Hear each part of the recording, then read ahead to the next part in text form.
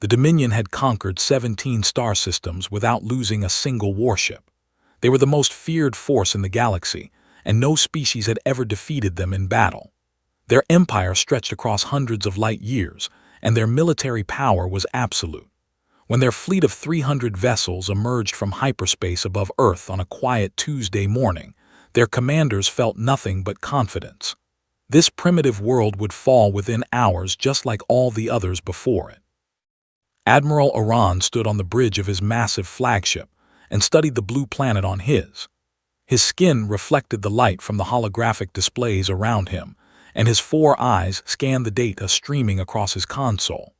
His intelligence reports indicated these humans had only recently developed nuclear fission and possessed no interstellar travel capabilities. They were barely worth the effort of conquest, but the Dominion needed their resources and their labor force. The Admiral smiled with cold satisfaction. This would be an easy victory. On Earth, it was an ordinary morning. People went to work and children went to school. Traffic filled the highways and coffee shops served their customers. Nobody knew that everything was about to change forever. Nobody knew that 300 alien warships were positioning themselves in orbit above their heads. Commander Daniel Hayes stood in the Pentagon War Room when the first reports came flooding in. Satellites detected the massive alien fleet, and within minutes every major government on Earth knew the terrible truth. Humanity was no longer alone in the universe, and the visitors had not come in peace. General was a veteran of 30 years of military service. She had seen combat in multiple conflicts and had earned her position through skill and determination. She looked at the screens showing the alien fleet and felt her stomach tighten with dread. But her voice remained steady when she spoke. "How long until they reach weapons range?" she asked.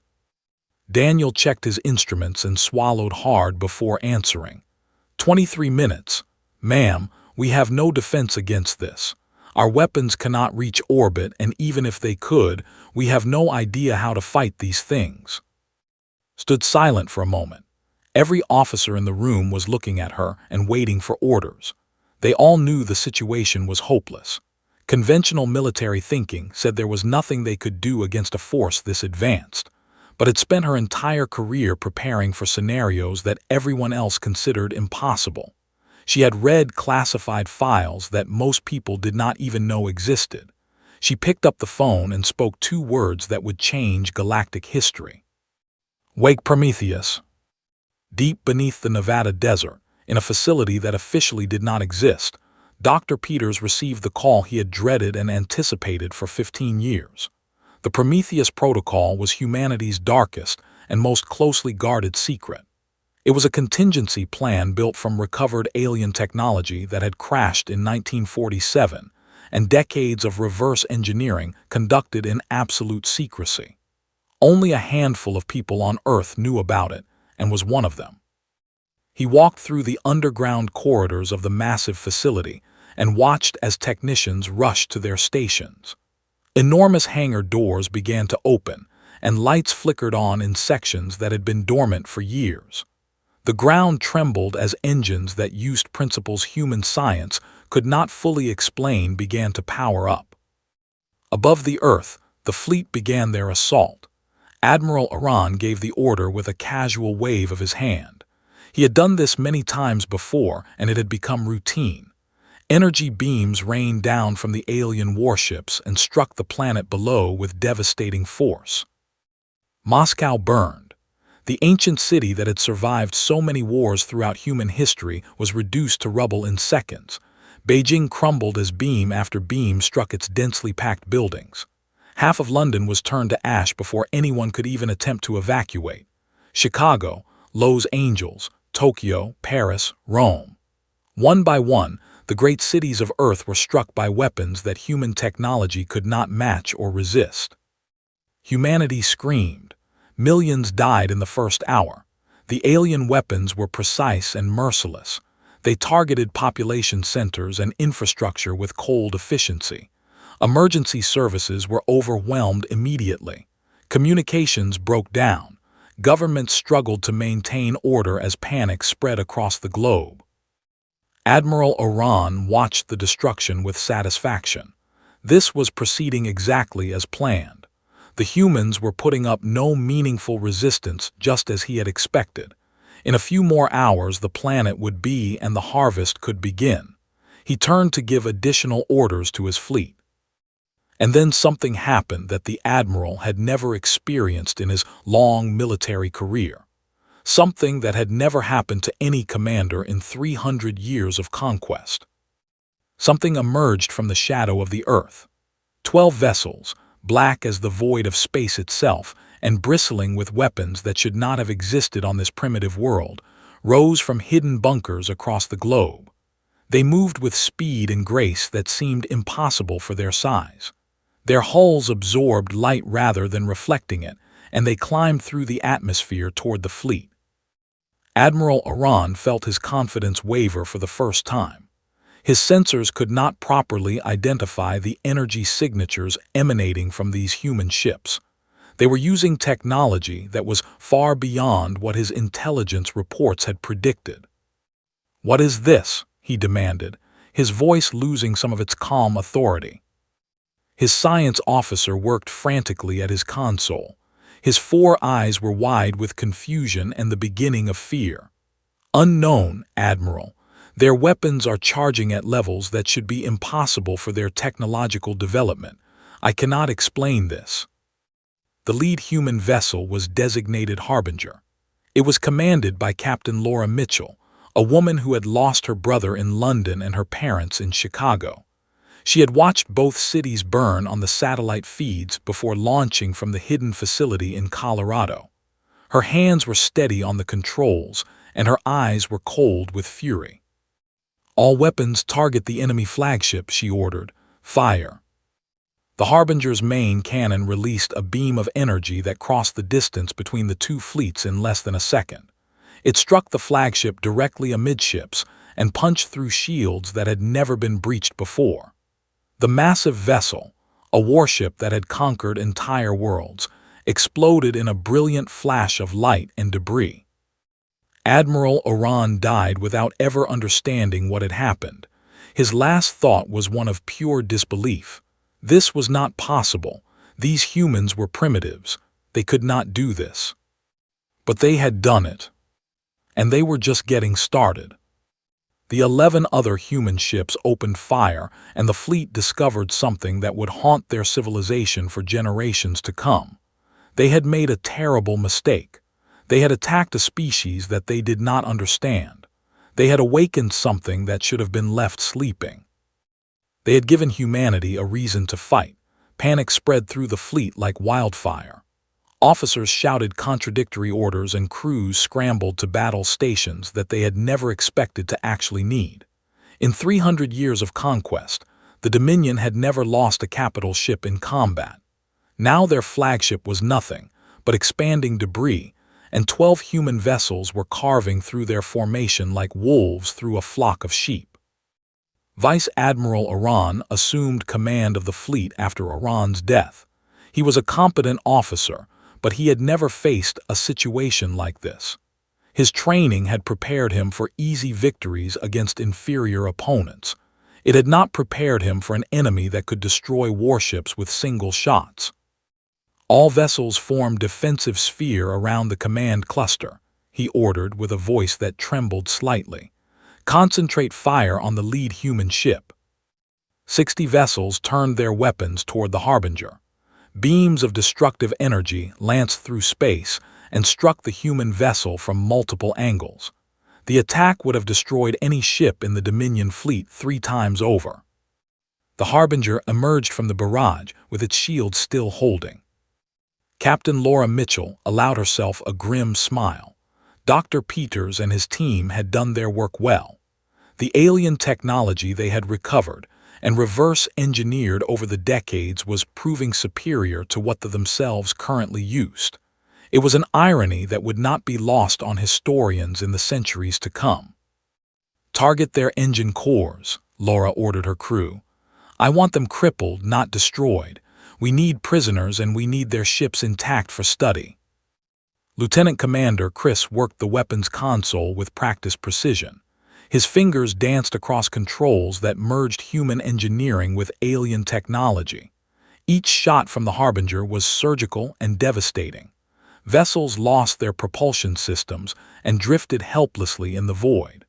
Others lost their weapons arrays and became floating targets unable to fight back. The other 11 human ships followed the Harbinger's example. They moved through the formation with speed and coordination that seemed almost supernatural.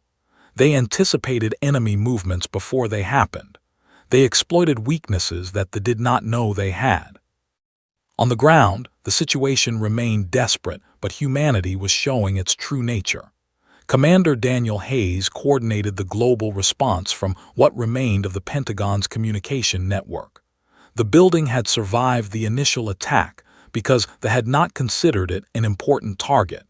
They had focused on population centers rather than military command structures. It was a mistake that would cost them dearly. Cities across the world lay in ruins, but humans were fighting back in ways they had never anticipated. In Sydney, a group of civilians led by former Marine Sergeant Kelly had tracked a downed alien scout ship to a park on the outskirts of the city. The small vessel had been damaged during the initial human counterattack and had crashed while trying to flee. Gathered 20 survivors, including teachers and construction workers and office employees. None of them had military training except for himself. They had nothing but determination and improvised weapons made from debris. But they had something else too. They had rage. The crew of the scout ship never stood a chance. They were soldiers trained to subjugate defeated populations, not to fight desperate humans who had nothing left to lose. And his group overwhelmed them in a brutal close-quarters battle and captured the vessel intact. Within hours, they were broadcasting the ship's communication frequencies to military intelligence around the world. Dr. Warren was working at a classified facility in Colorado. She had spent her career studying theoretical alien languages and had always been considered somewhat eccentric by her colleagues. Now her expertise was the most valuable resource on the planet. She received the communication data from the captured scout ship and began working to decrypt the language. It took her 72 hours without sleep. Her eyes burned and her hands shook from caffeine overdose, but she kept working. When she finally cracked the code, what she discovered changed humanity's understanding of their situation completely. She called General immediately with her findings. "They are not just invaders," reported in a voice hoarse from exhaustion. "They are harvesters. They have done this to 17 other species across the galaxy. They conquer a world and then they catalog the population. The strong are taken as slave labor. The weak are eliminated. Resources are stripped from the planet until nothing useful remains. Then they move on to the next target." Absorbed this information in silence for a moment. Has anyone ever fought back successfully? No, according to their records, no species has ever defeated an invasion fleet. Most are so technologically inferior that they cannot offer any resistance at all. The few that have tried were annihilated completely as an example to others. "Then we will be the first," said with quiet determination. Above Earth, the battle continued to turn in humanity's favor. Vice Admiral Iran watched in horror as his fleet was systematically dismantled. 260 ships remained from the original 300. 40 had been destroyed outright and many more were crippled and drifting. In desperation, he ordered a communication channel open to the human flagship. His image appeared on the Harbingers. He was tall with skin and 4 eyes that burned with barely contained rage and fear. He had never spoken to a species he was conquering before. He had never needed to. "You will surrender your vessels and this technology," he demanded, trying to project authority he no longer felt. "Do this, and we will spare what remains of your population." Laura leaned forward in her command chair. She studied the alien face before her and felt nothing but cold contempt. This creature had ordered the deaths of millions. He had burned her cities and murdered her family. And now he dared to demand surrender. You attacked our world without warning or provocation, she said. You killed millions of innocent people. You destroyed our cities and our homes. And now you demand our surrender. She smiled, and Oran felt something he had not experienced in his entire military career: pure primal fear. Admiral, you have made a terrible miscalculation. You assumed we were prey because our technology was less advanced than yours. You assumed we would submit because we had no experience with interstellar war. Let me correct that assumption. The Harbinger's forward weapons array powered to maximum output. Sensors detected 11 other human ships doing the same. We are not prey, Laura continued. We are the species that hunted every predator on our world to near extinction. We are the species that conquered our planet not through peace, but through relentless adaptive violence. We have spent our entire history fighting each other in wars that make your conquests look like playground disputes. She gave the order to fire. You wanted to harvest humanity. You should have done your research first. The command cluster disintegrated under concentrated fire from all 12 human ships. Vice Admiral Oran died as his flagship was torn apart around him. The remaining vessels broke formation and fled toward the edge of the solar system, their crews broadcasting desperate calls for reinforcement. Humanity had won the first battle, but the war was just beginning. The fleet shattered completely within 6 hours of the initial human counterattack. 140 alien warships were destroyed or disabled. The remaining vessels fled to the edge of the solar system, where they regrouped near the orbit of Neptune. Their commanders broadcast desperate calls for reinforcement to the Dominion. They described the impossible situation they faced. They begged for help. Among the captured vessels was the personal shuttle of Admiral Oran. It had been recovered from the debris field of his destroyed flagship. The Admiral himself had survived the explosion by reaching his escape craft in time. Now he sat in a human detention cell stripped of his rank insignia and his dignity.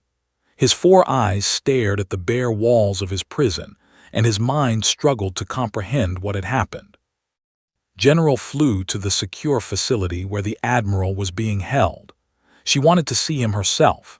She wanted to look into the eyes of the being who had ordered the destruction of her civilization. When she entered the interrogation room, Oran looked up at her with an expression she could not fully read. It might have been hatred, or it might have been something else entirely. "Why?" asked him. "Why attack a species that posed no threat to you? We had no interstellar travel. We did not even know your dominion existed. What reason could you possibly have had for this unprovoked assault?" Oran studied her for a long moment. His 4 eyes examined her face and her posture and the cold determination in her gaze. He was a soldier who had conquered dozens of worlds, and he knew how to recognize strength when he saw it. This human female had it in abundance. "The Dominion does not wait for threats to develop," he replied in heavily accented but understandable English. His species had been monitoring human broadcasts for decades, and language acquisition was part of standard pre-invasion protocol. "We harvest young species before they can challenge us. Your radio signals reached our territory 40 of your years ago. We analyzed them carefully. We studied your history and your nature." He paused, and something like grudging respect entered his voice. Every projection showed that given another century you would develop interstellar travel. You would become a competitor for resources. You would become a threat. We could not allow that to happen. Nodded slowly. "And now, what does the Dominion do when their projections prove wrong?" The Admiral was silent for a long moment. When he spoke again, his voice carried a warning that took very seriously. "Now the Dominion will send everything they have. Your victory here means nothing in the larger picture. There are thousands of ships in our fleet. Your 12 vessels cannot stand against the full might of the Empire. They will come with overwhelming force, and they will not make the same mistakes we made. They will not underestimate you again. They will simply destroy your world from orbit without ever landing a single soldier." Stood and walked to a holographic display mounted on the wall. She activated it, and showed the admiral something that made his skin turn pale. "You are right about one thing," she said. 12 ships cannot stand against thousands." The display showed a map of Earth with dozens of locations highlighted. Each location was an underground facility similar to the one where the Prometheus Protocol had originated. Each one was producing more vessels using the alien technology that humanity had spent decades reverse engineering.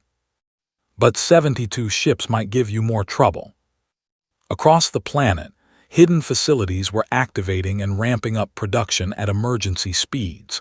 Dr. Peters had spent 15 years building not just a fleet, but the infrastructure to create an armada.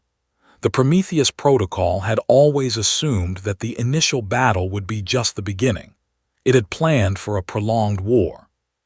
Meanwhile, humanity was doing what it had always done best throughout its troubled history. It was adapting. Captured technology was being studied at every major research institution that had survived the attack. Scientists worked around the clock to understand and improve upon what they found. Dr. Adams led a team at MIT that cracked the aliens' shield frequency modulation in just 72 hours. This knowledge allowed human weapons to be recalibrated for even greater effectiveness against defenses. Dr. Cross at CERN figured out how to boost the output of the recovered power cores by 300%. This discovery meant that new human ships could be built smaller and faster while still carrying devastating firepower. The world was still burning in many places. Millions were dead and cities lay in ruins. But humanity was no longer helpless. They had tasted victory and they wanted more. Lieutenant Commander Chris was promoted to captain and given command of his own vessel. It was named the Defiance, and it became the fastest ship in the growing human fleet. Captain Laura Mitchell received a battlefield promotion to Commodore. She was placed in command of the entire First Attack Squadron, which now numbered 36 ships. In the ruins of London, a young engineer named Ben Carter was part of a salvage team searching through the wreckage for useful technology. They had landed several small craft in the city before the tide of battle turned against them. Most had been destroyed, but one remained relatively intact, buried under collapsed buildings. Ben and his team dug through rubble for 3 days to reach it. When they finally entered the vessel, they found something that would change everything. A communication device was still active, broadcasting coordinates deep into space on a frequency that human equipment could barely detect. "They are calling for help," Ben reported to military command. "A lot of help." The message was intercepted and decoded by Dr. Warren within hours. The High Command had received word of the defeat at Earth, and they were mobilizing in response. A fleet of 2,000 warships was being assembled at there, with orders to travel to the Sol system and complete what the First Fleet had failed to do. But the orders had changed. This would not be a harvest mission. The Dominion Council had decided that humanity was too dangerous to enslave. The new fleet would sterilize Earth completely. No harvest. No prisoners, no survivors, just extinction. General convened an emergency meeting of the newly formed Earth Defense Council. Representatives from every surviving nation attended. Old enemies sat together as allies. Political differences were forgotten. Humanity faced annihilation, and everything else became irrelevant. "We have approximately 4 months before their fleet arrives," announced to the assembled leaders. "In that time, we need to triple our ship production. We need to train crews for every vessel we can build.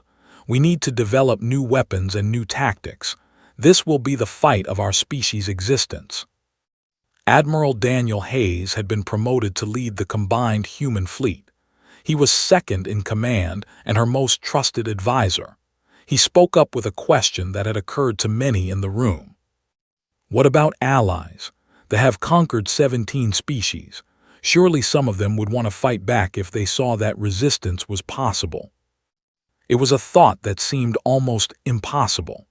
How could humanity reach other star systems when they had only just begun to develop interstellar capability?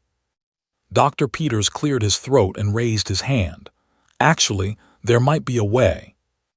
He explained that during the reverse engineering process, his team had discovered something extraordinary in the original 1947 crash vessel. Encoded in its navigation computer were coordinates for a network of artificial wormholes scattered throughout the galaxy. These gates allowed for nearly instantaneous travel between star systems. They used them for rapid deployment of their fleets. One of these gates is located in our outer solar system near Neptune, said. The survivors fled toward it. If we can reach it and decode its operating system, we could travel anywhere in the galaxy. For the first time since the invasion began, there was real hope in the room. Not just hope for survival, but hope for something greater. We are not just going to defend Earth, General declared. We are going to take the war to them. We are going to find allies among the conquered. We are going to build a coalition. And when we are done, the Dominion will learn what it means to threaten humanity. The room erupted in determination. Plans were made. Resources were allocated. Humanity began preparing for the greatest challenge in its history. They had 4 months to get ready. They intended to use every second of it. The newly constructed vessel was named Hope's Edge, and it was humanity's fastest ship. It had been designed specifically for the mission to Neptune, where the alien gate waited. The journey would take 3 weeks even at maximum speed. 3 weeks during which Earth would continue building its defenses and preparing for the coming storm. Commodore Laura Mitchell personally selected the crew for this mission.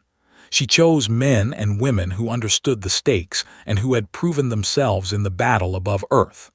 Every person aboard knew they might never return home. They accepted this possibility without hesitation. Captain Greg Palmer commanded the mission. He was a former Navy pilot with 30 years of experience and nerves of steel. He had lost his wife and daughter in the attack on San Francisco, and he had nothing left but his duty. Dr. Warren joined as the ship's. Her job would be to decode the gate's operating system and establish communication with any alien species they encountered. Major Blake led the security team. She was a Marine who had survived the destruction of Chicago through sheer determination and luck. Now she was eager to take the fight to the enemy. Hope's Edge launched from the Colorado facility on a cold morning 3 days after the battle ended. The crew watched Earth shrink behind them and wondered if they would ever see there again. The planet was with the marks of the attack. Cities still burned in places, but it was home and they were determined to protect it. The journey to Neptune passed slowly. The crew trained constantly and prepared for every possible scenario they could imagine. Dr. Warren studied everything humanity had learned about the language and culture. Major Blake drilled her security team in close-quarters combat and shipboard tactics. Captain Palmer reviewed navigation data and calculated approach vectors. When Hope's Edge finally reached the coordinates near Neptune, the crew found something unexpected. The gate itself was enormous. It was a ring of alien metal several kilometers in diameter that floated in the darkness of space. Energy crackled along its surface in patterns that human science could not explain, but that was not what surprised them. A ship was already there. It was damaged and drifting. It was not. "Life signs detected," reported Lieutenant Tim from the sensor station. His voice carried surprise and excitement. "Faint but definitely present. There are living beings aboard that vessel." Captain Palmer studied the ship on his. It was unlike anything in the database they had captured. The design was organic somehow, with curves and shapes that suggested it had been grown rather than built. "Could be a trap," Major Blake warned. "They might have left it here to ambush us." "The damage looks real," Captain Palmer replied, "and those life signs are getting weaker. Whatever is aboard that ship is dying." He made the decision quickly. "Prepare a boarding party. We are going to find out what we are dealing with." Major Blake led the team herself. She took 6 Marines and Dr. Warren for communication purposes. They crossed the gap between the ships in a shuttle and docked with the alien vessel through an emergency airlock. The interior was dark and cold. Life support systems were failing. What they found changed humanity's understanding of the galaxy forever. The vessel belonged to They were one of the 17 species conquered by the Dominion. 3 beings barely clung to life in the ship's central chamber. Their bodies were covered in hard shells that reflected the Marines' flashlights. Their multifaceted eyes were dim with exhaustion and pain. Dr. Warren worked frantically to establish communication. She used mathematics first since numbers were universal. Then she moved to simple concepts and gestures. They were intelligent and desperate to communicate. They had been fleeing from the Dominion, and their ship had been damaged in the escape. They had come to this gate hopping to find refuge somewhere beyond control. Through a combination of gestures and eventually a rudimentary translation program running on Dr. Warren's tablet, the truth about the galactic situation became clear. They were not the only power in the galaxy. They were simply the most aggressive. Other civilizations existed that focused on trade or science or peaceful isolation. Many species feared the Dominion but lacked the military strength to resist openly. The conquered races lived in slavery, but they remembered freedom. They dreamed of liberation. The representative was named in the form the humans used. She was the leader of her small group, and she had been a resistance fighter before being captured. She had escaped a labor camp and stolen the ship they traveled in. She had never expected to survive. When Dr. Warren explained that humans had defeated an invasion fleet, his reaction was physical. Her body trembled and her eyes brightened with something the humans recognized despite the alien features. Hope. "You have given us something we had lost," communicated through the translator. "You have shown that the Dominion can be beaten. If your species can do this, then perhaps others can too. Perhaps the time for resistance has finally come." Captain Palmer sent a priority message back to Earth. The response from General was immediate. Make an alliance. Find other species willing to fight. Build a coalition. Hope's Edge carried the survivors aboard and used the gate to travel beyond the Sol system for the first time in human history. The journey through the wormhole was instantaneous and disorienting. One moment they were near Neptune. The next, they were orbiting a distant world that no human had ever seen. Over the following weeks, Hope's Edge traveled through the gate network, making contact with resistant cells among the conquered species. There were crystalline beings with advanced medical technology. They offered to share their healing sciences with humanity in exchange for protection. There were amphibious engineers whose shipbuilding skills rivaled They provided schematics for improved shield generators and weapon systems. There were a species of philosophers who had been enslaved for their predictive abilities. They warned humanity of Dominion tactics and fleet movements. Earth was no longer alone. Back on the home planet, the defense preparations accelerated dramatically. Dr. Adams and his team developed a new weapon based on captured neural technology. It was a pulse emitter that could overload nervous systems and render their crews unconscious without destroying their vessels. This would allow human forces to capture enemy ships intact and turn their own weapons against them. Dr. Cross perfected the power core enhancements, and new human ships rolled out of production facilities with firepower that matched or exceeded anything the Dominion possessed. Admiral Daniel Hayes oversaw training programs that ran day and night. Thousands of volunteers learned to operate the new vessels. Many of them were survivors of the initial attack. They had lost families and homes and everything they loved. Their motivation was not patriotism. It was something more primal and more powerful. It was vengeance. 120 human warships stood ready when the 4 months ended. Each one was named for a city destroyed in the initial attack. London, Moscow, Beijing, Chicago, Sydney, Tokyo, Paris, Rome, Los Angeles. The list went on, and each name was a reminder of why they fought. Allied vessels began arriving through the Neptune Gate. Carriers brought fighters that could swarm enemy ships. Medical frigates would tend to the wounded. Battle cruisers added their firepower to the growing fleet. Scout ships would provide intelligence on enemy movements. In total, 430 vessels assembled to defend Earth. It was the largest fleet ever gathered by the conquered species. It was a symbol of defiance against 3 centuries of Dominion rule. And when the Armada finally appeared, 2,000 ships strong, expecting to find a broken world waiting for extermination, they found something else entirely. They found humanity waiting for them. And humanity was not alone. The Grand Admiral Eth commanded the extinction fleet. He was a veteran of countless conquests and had been personally selected by the Dominion Council to ensure Earth's complete destruction. This primitive species had embarrassed the Empire and the natural order of galactic conquest. An example needed to be made. Eth intended to make that example so terrifying that no other species would ever dare resist again. His fleet emerged from hyperspace at the edge of the Sol system. 2,000 warships arranged in perfect formation, battleships and carriers and destroyers and support vessels. It was the largest military force the Dominion had assembled in over a century, enough firepower to sterilize 100 worlds. Eth's confidence wavered the moment his sensors detected the defending force. 120 human warships formed the front line. Their weapons were powered and ready. Their formations were disciplined and professional. That alone was concerning because it meant humans had learned fleet tactics in just 4 months. But that was not what made the Grand Admiral's skin turn pale.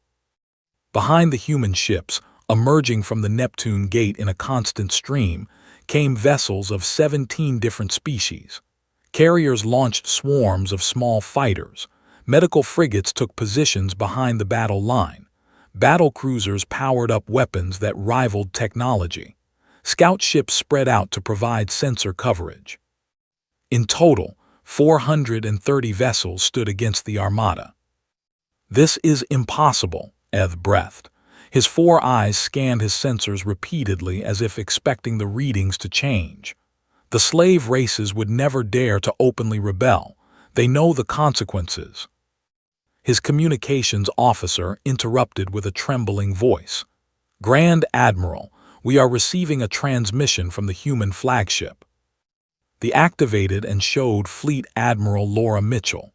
She had been promoted again after her successful diplomatic mission to the conquered species.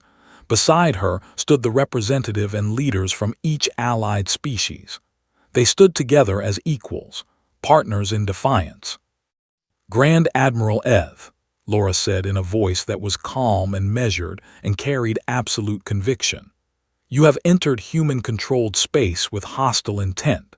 On behalf of the United Species Alliance, I am offering you one chance to withdraw your forces peacefully."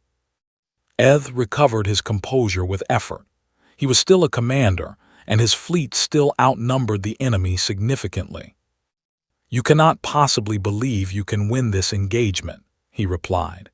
"Even with your pitiful alliance of slaves and primitives, we outnumber you 4 to 1. Our ships are battle-tested across 3 centuries of conquest. Your fleet is a collection of refugees and newcomers who have never fought together." "You are right about the numbers," Laura acknowledged. "But you are wrong about everything else. Your entire strategy for 300 years has been based on overwhelming force against isolated targets. You have never fought a unified enemy. You have never faced a species that refuses to surrender no matter the cost." She leaned forward, and Grand Admiral Eth saw something in her eyes that he recognized from ancient legends. Something his species had eliminated from their own culture generations ago because it was too dangerous to allow. Too destabilizing to their orderly empire.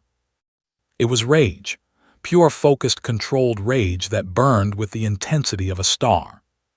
4 months ago you burned our cities and murdered millions of our people. Children died in the flames of your weapons.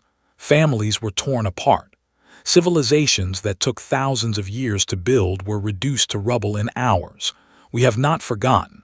We will never forget. And now, for every life you took, you will pay a price in blood. The transmission ended. The battle began. What followed would be studied by military strategists across the galaxy for centuries to come. The human tactics were unlike anything they had encountered in their long history of conquest. They did not form neat battle lines or follow predictable engagement patterns.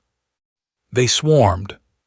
Small squadrons of human ships would pierce the formation and inflict devastating damage before retreating. Allied ships provided cover, and their varied technologies complemented each other in ways that seemed almost choreographed. The fighters distracted and harassed, while human warships delivered killing blows. Battle cruisers absorbed enemy fire with their superior shields, while medical ships rescued crews from damaged vessels. Captain Chris led the assault squadron designated Hammer Group. His ship, the Defiance, dove straight into the heart of the fleet, where the most dangerous vessels waited. His crew knew they might not survive, but they followed him without hesitation. "All ships target their command cluster," he ordered. "We cut off the head and the body dies." They tried to adapt, but they were fighting something they had never encountered. Humans had evolved through constant competition. They had survived ice ages and plagues and countless wars among themselves. They had turned every disadvantage into a weapon and every setback into motivation. Major Blake led a boarding action onto a dreadnought. Her Marine team cut through the alien crew with terrifying efficiency. They were larger and stronger, but the Marines were faster and more vicious. They had lost everything to these aliens, and they fought with nothing held back. When reached the bridge, she found the command crew attempting to flee through an emergency exit. She blocked their path with her weapon raised. "Not today," she said, and the ship was captured intact. Dr. Adams's neural pulse weapons worked exactly as designed. Entire vessels went dark as their crews lost consciousness. Human and allied teams boarded them quickly and took prisoners and gathered intelligence. Grand Admiral Eth watched his fleet being systematically dismantled. Every tactic he tried was countered. Every formation he ordered was broken.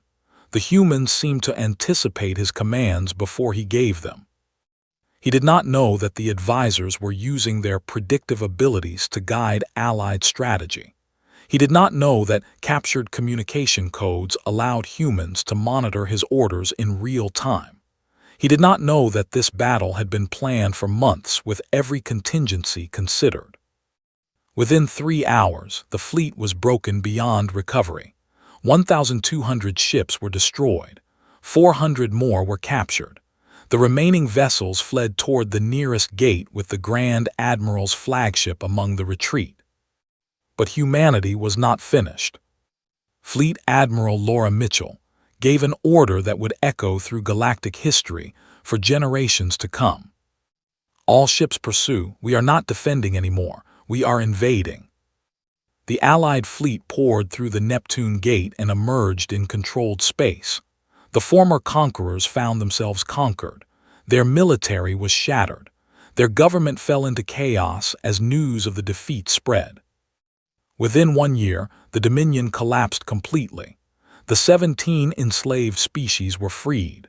The Dominion Council members who had ordered the attack on Earth faced trial for their crimes against sentient life. Some were executed. Others received life sentences in the very prison camps where they had once kept their slaves. Humanity took its place among the stars, not as conquerors but as liberators, not as tyrants but as allies. The United Species Alliance established its headquarters on Earth in a building constructed on the very spot where London had burned. A memorial stood at its entrance listing the names of every human who died in the initial attack. Millions of names carved in stone, so they would never be forgotten. Fleet Admiral Laura Mitchell gave the dedication speech. Representatives from dozens of species attended. Some had traveled across the galaxy to be there. They wanted to honor the species that had changed everything. "We did not ask for this war," Laura said. "We did not want it, but when it came, we did not break. We did not surrender. We fought and bled and won. not just for ourselves but for every species that the Dominion crushed beneath their heels for 300 years. She paused and looked up at the stars that humanity now traveled freely among. They believed that aggression and conquest were strength. They were wrong. True strength is the ability to turn tragedy into triumph, to find hope in despair, to stand together when standing alone means extinction. Humanity learned these lessons over thousands of years of struggle. We learned them in our darkest moments, and now we share them with the galaxy. Let any who would threaten our alliance understand this truth. We are humanity. We have walked through fire. We have faced annihilation and refused to die. And we will never stop fighting for those we love. The audience rose in applause. Dozens of species united in appreciation for the small blue world that had changed the galaxy forever. In the crowd, former Admiral Iran watched with his 4 eyes. He was serving a life sentence for his crimes, but he had been allowed to attend this ceremony. He finally understood why his intelligence officers had recommended caution all those years ago. Humanity was not prey. They had never been prey. They were the galaxy's apex predator. And now everyone knew it.